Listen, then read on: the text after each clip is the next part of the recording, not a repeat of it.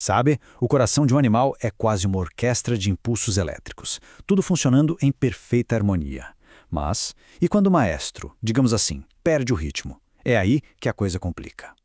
Hoje, a gente vai mergulhar nesse universo dos fármacos antiarrítmicos na veterinária para entender como os médicos conseguem restaurar essa harmonia num coração que saiu do compasso. Vamos lá. Bom, tudo começa com esse problema central, um coração que perdeu o seu ritmo. E quando esse sistema elétrico falha, as consequências podem ser bem sérias, viu? Isso cria uma urgência clínica que exige do veterinário uma ação, olha, super rápida e precisa. Tá, mas afinal, o que é exatamente uma arritmia? De um jeito bem simples, é qualquer alteração no caminho, na frequência ou até no lugar onde o impulso elétrico do coração começa. Pensa num verdadeiro curto-circuito no sistema elétrico do coração. E o que pode causar um curto-circuito desses?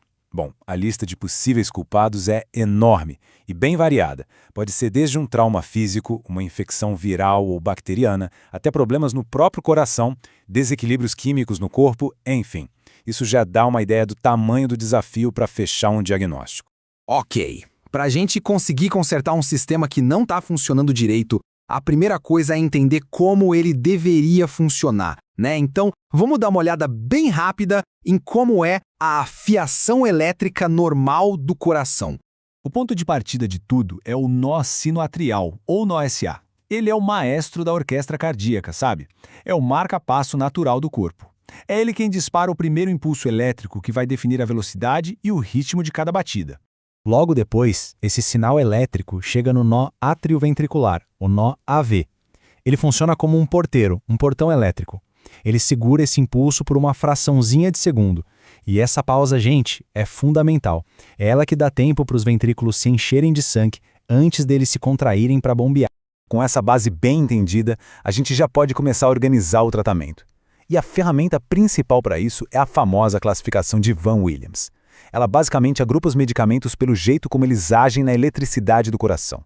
É um verdadeiro mapa, um roteiro para a terapia. Agora sim, vamos para o coração da nossa análise. Como é que esses medicamentos funcionam na prática? A gente vai passar por cada uma das 4 classes principais para ver em detalhe como elas conseguem colocar ordem de novo no sistema elétrico cardíaco. Começando pela classe I. O alvo aqui são os canais de sódio. Dá para imaginar esses canais como se fossem portões que abrem e fecham muito rápido. O que esses remédios fazem é bloquear uma parte desses portões. Com isso, a condução elétrica fica mais lenta, o que ajuda a desacelerar aqueles sinais elétricos que estão causando a arritmia. E olha só, esse diagrama mostra direitinho como isso acontece. A gente vê ali o canal de sódio, o Na+. A ação do remédio impede que o sódio entre com tudo na célula. Essa entrada rápida de sódio é o que dá o start no batimento, o que a gente chama de potencial de ação. Então, se a gente freia isso, o ritmo do coração tende a se acalmar. Um ótimo exemplo da classe I é a procainamida. Ela é usada para tratar tanto arritmias que começam na parte de cima do coração, nos átrios, quanto na parte de baixo, nos ventrículos. E ela é especialmente útil naqueles casos em que outras drogas mais comuns, como a lidocaína, por exemplo, não dão conta do recado. Seguindo para a classe 2, a gente encontra os beta-bloqueadores. A ação deles é como se fosse um escudo contra a adrenalina e outros hormônios do estresse. Sabe aquela reação de luta ou fuga? Então, eles bloqueiam esse efeito no coração, diminuindo a frequência cardíaca, a força da batida e trazendo um pouco de calma para um coração que está trabalhando acelerado demais. E este slide aqui ilustra isso perfeitamente. O medicamento vai lá e se liga no receptor beta-adrenérgico. Com isso, ele impede que os sinais de estresse, de luta ou fuga, fiquem acelerando o coração sem parar. O resultado é um ritmo cardíaco geral mais calmo e controlado. O propranolol é um exemplo super clássico. Ele funciona muito bem para ritmos acelerados, mas precisa de cautela. Além de poder baixar demais a pressão, ele não é uma boa ideia para pacientes que têm asma, por exemplo. Isso porque ele pode fechar as vias aéreas e piorar muito a respiração. A classe 3 já tem uma estratégia bem diferente. O alvo aqui são os canais de potássio. Pensa que a célula do coração precisa de um tempinho para se recarregar depois de cada batida. Esse processo se chama repolarização. O que esses remédios fazem é bloquear os canais de potássio para aumentar esse tempo de recarga.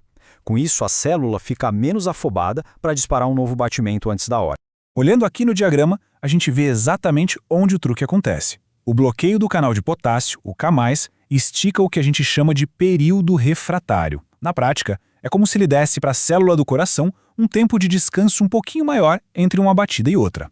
Um fármaco bem potente da classe 3 é a amiodarona.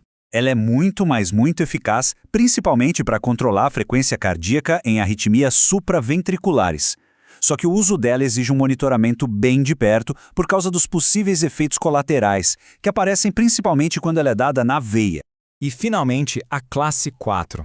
Esses medicamentos, como o nome já entrega, bloqueiam os canais de cálcio.